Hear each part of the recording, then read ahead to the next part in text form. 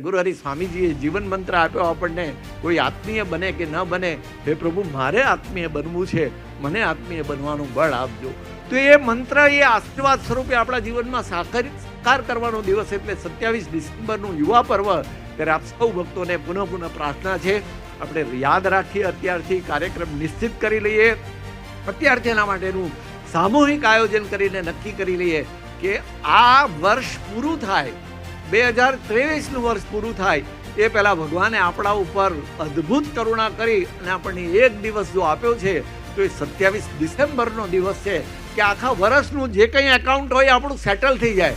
આપણાથી કંઈક સારા ખરાબ માઠા કર્મો થયા, આપણે ન કરવાનું, ભગવાનના ગમતા પ્રમાણે વર્તાયું ના વર્તાયું, તો બધી ભૂલોને ભગવાન માફ કરી દે એવો અદ્ભુત દિવસ અને એવો અદ્ભુત ઉત્સવ છે.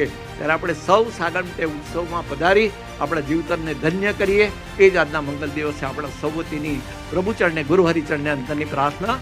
જય સ્વામી.